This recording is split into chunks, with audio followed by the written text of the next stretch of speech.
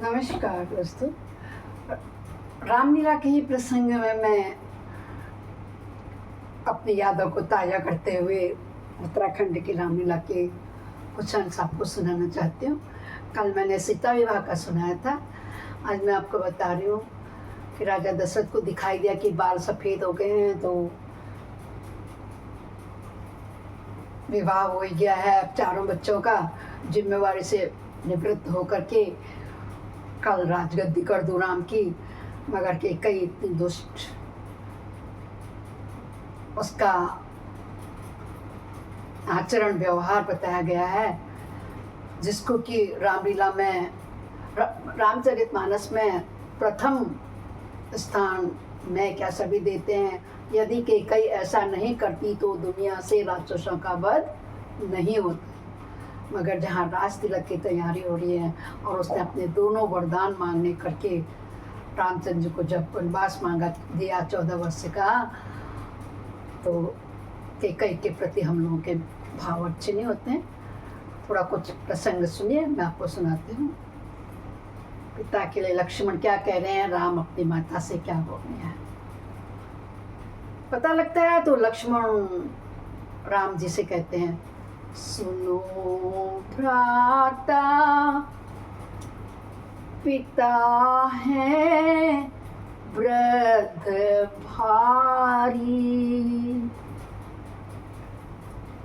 सुनो भ्राता, पिता है वृद्ध भारी। उन्होंने लाज अपने सिर से टाली भैया, उन्होंने लाज अपने सिर से टाली। लक्ष्मण कहते हैं कि वो केकई को ज्यादा प्यार करते हैं। भरत को राज्य देना था, तो फिर क्यों राज तिलक की तैयारी कराई, सारी ऋषि मुनियों को बुलाया। पिताजी ना बुढ़े हो गए भैया, उन्होंने अपने सिर से राज और बात ही टाल दी। कह दिया कि कैकेयी ने वरदान मांग लिए, जिसमें राम को 14 वर्ष का वनवास हो रहा है। अपने सिर से बात टाल करके कैकेयी के पटा दिया। सुनो भ्राता, पिता है वृद्ध भारी। उन्होंने लाज अपने सिर से टाली, उन्होंने लाज अपने सिर से टाली। रामचंद्र जी मात्र मुस्कुरा के रह जाते हैं। उन्हें तो पता है कि अगर मेरी माँ मेरे को जंगल में नहीं भेजेगी तो जिसने हेतु मैंने जन्म लिया है कैसे सार्थक होगा। राक्षसों का वध करना है, रावण के कुल का उद्धार करना है। रामचंद्र जी लक्ष्मण को लेकर के माता कैकेयी के पास जाते हैं, कौशल्या के पास जाते हैं और बोलते हैं, पिताजी कैसे व्याकुल हैं, हमें माता बता दीजिए। एक आज्ञाकारी आदर्श राम है, वो अपने पिता को दुख को देख नहीं पा रहे हैं। अपनी माँ से पूछ रहे हैं कि पिताजी दुखी कैसे हैं। हमें माता बता दीजिए, पिताजी कैसे व्याकुल हैं, हमें माता बता दीजिए। दिल द्रवित हो जाता है, खुद ही आंखों में पानी आ जाता है। हमें माता बता दीजिए, हमें माता बता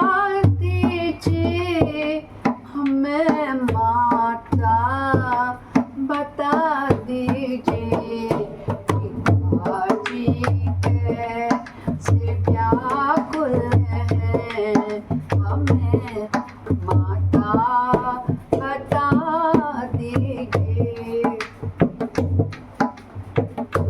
उनकी माँ कहते हैं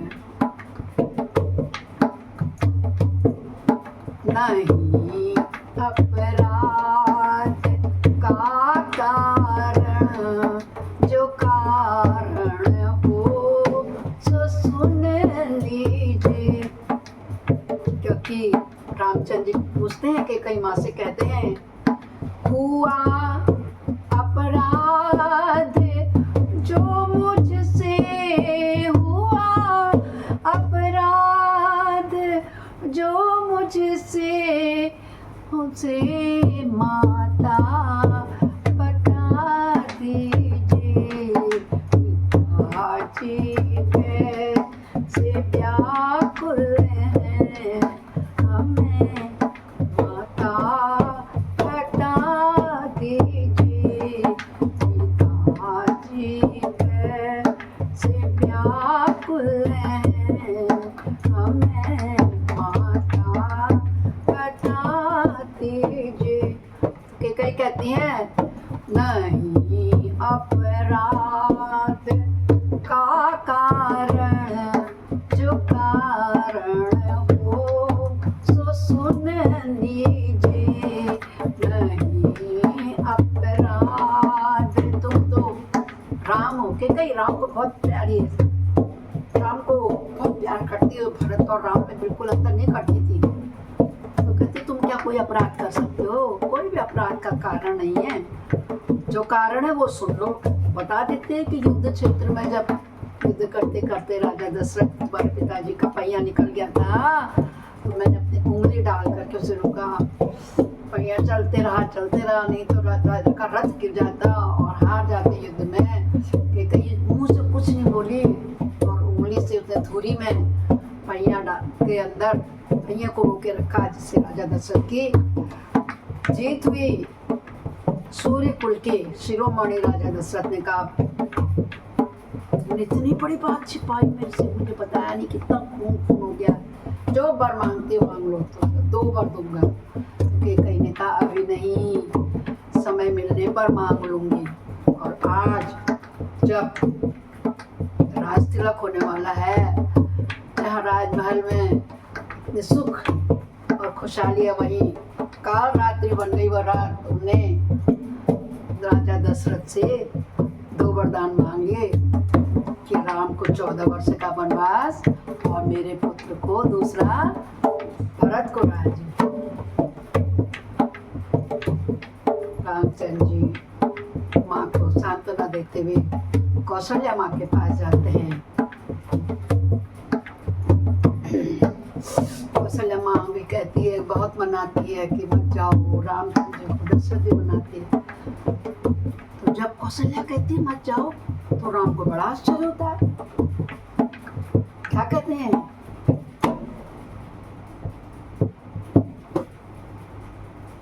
सुन माता सोई सूत बड़ भागी,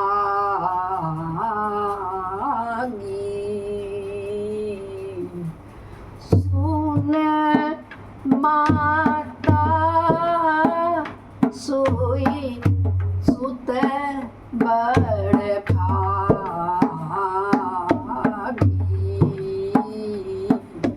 जो पितु मात चरण अनुरागी।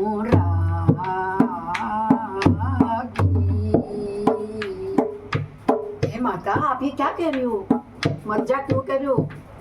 इस दुनिया में वही शुद्ध बड़ भाग वाला है, बहुत भाग्यशाली है, जो अपने माता पिता के चरणों का अनुरागी है, यानी प्रेमी है, अपने माता पिता की बातों को मानता है।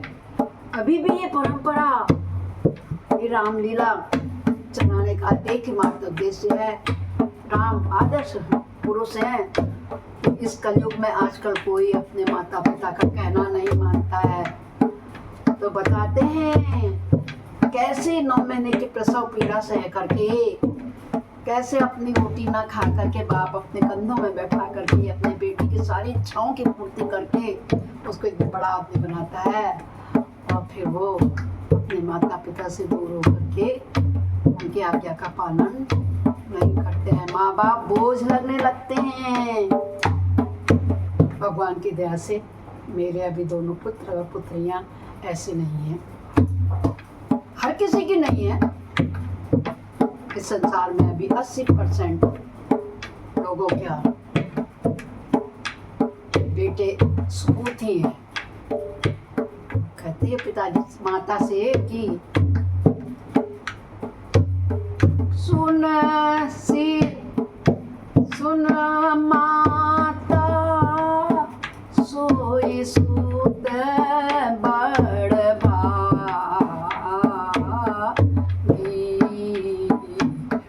जो पितु मात चरण अनुरागी। हे माता, मैं तो बड़ा भाग्यशाली हो जाऊंगा, मुझे पिता के आज्ञा का कहना मानने दो। जब वो जंगल जाने को तैयार होते हैं तो लक्ष्मण के कान खड़े हो जाते हैं। वो तो शेष नाग है, वो हो ही राम की सेवा के लिए, उनके साथ रहने के लिए चारों साल शादी करके आए, मगर उर्मिला को छोड़ के राजमहल में वो सन्यासी का जीवन जीने को तैयार है। रामचंद्र जी के साथ कहते हैं, भैया मैं भी तुम्हारे साथ चलूंगा। बड़ी मुश्किल से रामचंद्र जी मनाते हैं, लक्ष्मण नहीं मानते हैं। सीता जी को पता लगता है तो वो भी कहती है कि स्त्री धर्म क्या है, ये नहीं कि सुख के साथ ही।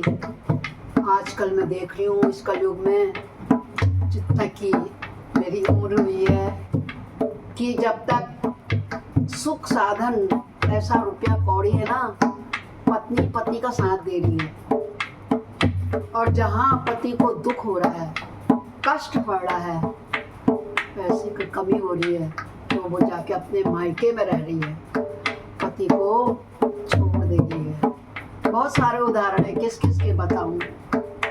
मायके के प्रति ऐसा प्रेम पता नहीं उमड़ गया है आजकल की लड़कियों का, मगर सीता एक पतिव्रता नारी है। जब 7 फेरे लेती है तो पंडित जी के वचनों को सब लोग भूल जाते हैं। वो कहते हैं कि 7 जन्मों का साथ, 7 जन्म तो किसी ने नहीं देखे, तुम 1 जन्म का तो साथ दे दो। स्वामी मुझको वन में ले जाना होगा। क्या करे सीता जी रामचंद्र जी को हाथ जोड़ के, अरे स्वामी मुझको वन में ले जाना होगा। रामचंद्र जी कहते हैं, अरे प्रिय तुम्हें यहीं पर रहना होगा, हासिए तुम्हें वन में न जाना होगा। स्वामी मुझको वन में ले जाना होगा, नाथ मोए वन में ले जाना होगा। बहुत समझाते हैं रामचंद्र जी। महलों में रहने वाली राजा जनक की इकलौती पुत्री जो हाथा हाथा पड़ी, और यहाँ भी सबसे बड़ी रानी है, तो रामचंद्र जी उसको कहते हैं,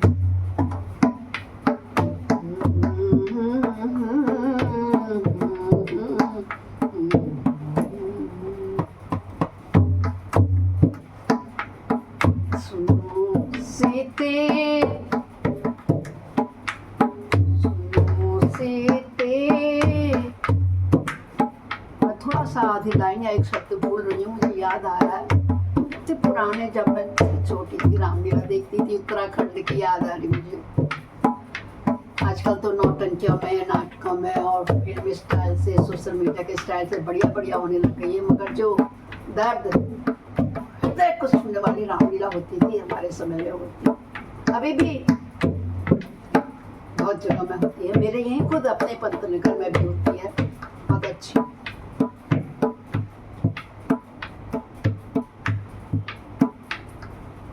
नहीं मिलती वहाँ कोई सवारी।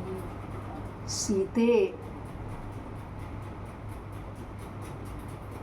डरोगी देख कर जंगल के वनचर। ऐसे वनचर जीव प्राणी राक्षस होते वहां कि तुम डरोगी, तुम्हें नंगे पैर चलना पड़ेगा।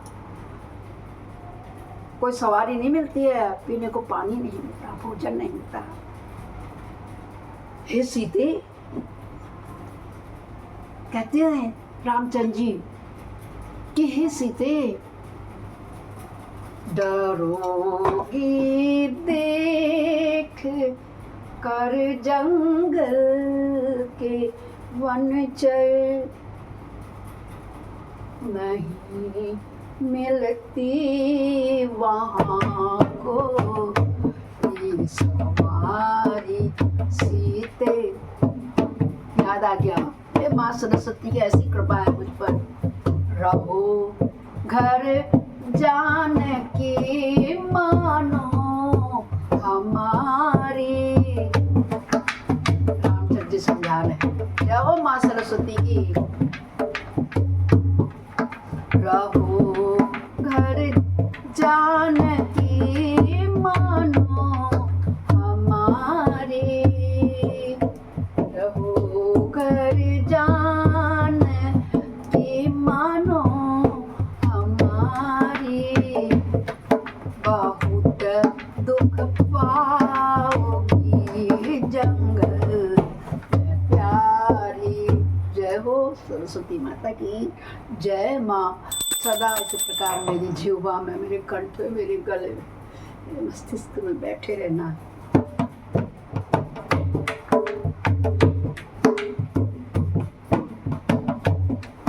रहो घर जान की मानो हमारे। नहीं मिलती वहाँ को सवारी। सीते नहीं मिलती वहाँ कोई सवारी। डरोगी देख कर जंगल के वनचर। एक छोटा सा कीड़ा आता है, हम लोग डर जाते हैं चूहे बिल्ली से ही। महलों की राजकुमारी को रामचंद्र जी समझा रहे हैं कि तुम बड़े बड़े जंगलों के बीच में जाऊंगा मैं तो तुम कहाँ आओ, तुम डर जाओगे वहां के रहने वाले जानवरों को देख। डरोगी देख कर जंगल के वनचर। मानो हमारी बात सीते। रहो घर जान मानो हमारी। कोई नहीं मानता है रामचंद्र जी की बात को। न सीता सुनती है, न लक्ष्मण सुनते हैं, और तीनों जने जंगल को जाने को तैयार हो जाते हैं। कौशल्या माता भी सहर्ष उनको स्वीकृति दे देती है। उसके आगे का कुछ अन्य प्रसंग कल फिर सुनाती हूँ। उत्तराखंड वालों को, उत्तराखंडी है, पहाड़ के प्रोग्रामों में मैंने ये रामलीला के कुछ अंश सुनाए। आप लोगों को अच्छे लगे हों तो जरूर शेयर कीजिए और अपनी उन यादों में खो जाइए। पर सियावर राम।